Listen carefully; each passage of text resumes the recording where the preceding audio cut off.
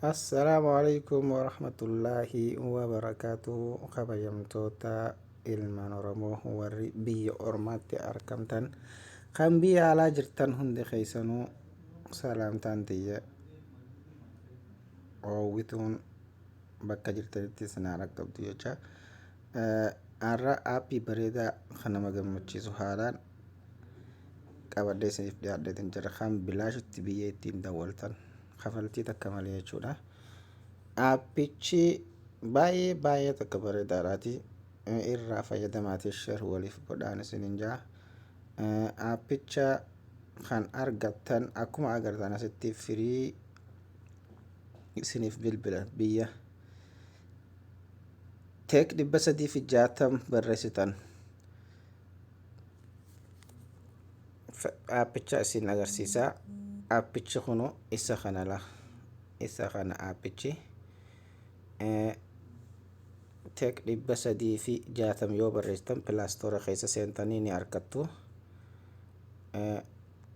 Kanaafuu amma gara wantaattiin isin oofaa pilaastoora keessa seentanii asii bakka sarchii kanarratti maal jettanii barreessitoon teek qaxxixaa isinii dhufa inni nu fuula duratti kunu international calling app jaa kunoo isuma kana an buufadheetiin jira gaa kunoo isuma kana an buufadhee waan hin jiruuf jecha oppin godheetumaan isin agarsiisaa.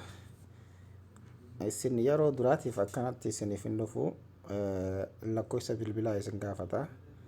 Lakkoofsa bilbilaa akkuma waasaappiitti banattan jechuudha. Akkuma waasaappiidha biyya keessa jirtan fi lakkoofsa biyya keessa jirtanii itti leeyxaniiti. Akkuma waasaappiidha wanti isiniif dhufa koodiin isiniif ergama. Akkuma waasaappii fi imootti banattanitti banattan jechuudha. Eega banattanii haatan booda kunoo amma qaxxitaa isinii dawwala akkana doolaara kafaltii takka malee bakka akkanatti irraa deebitaa.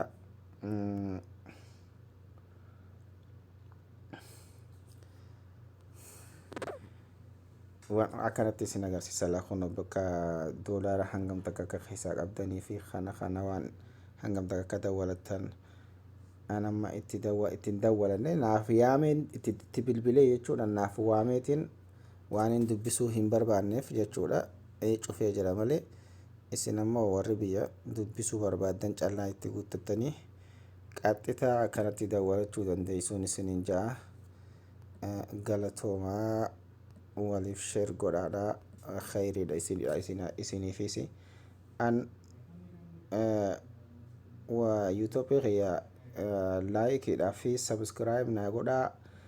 Maallaqaan itti argadhaa hin ja'u isiniin an maallaqa hin barbaadu. An waatti argachuudhaaf miti suwaabumatti argachuudhaafiti. Isinis akkasuma suwaaba barbaaduudhaaf yoo hiriyoottan keessaniif sheer gootan bareedaadha.